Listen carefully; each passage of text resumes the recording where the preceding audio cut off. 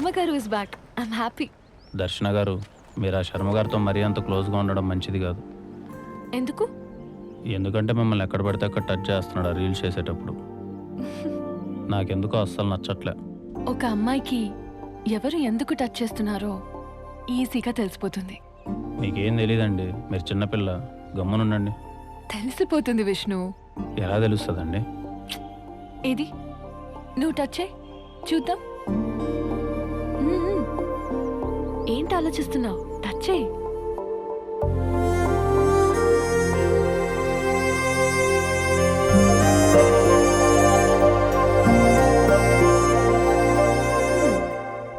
తెలుస్తుంది.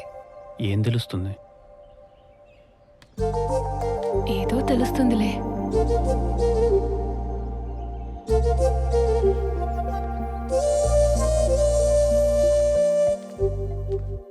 లక్ష్మి ఇంక పోషించాలేరా?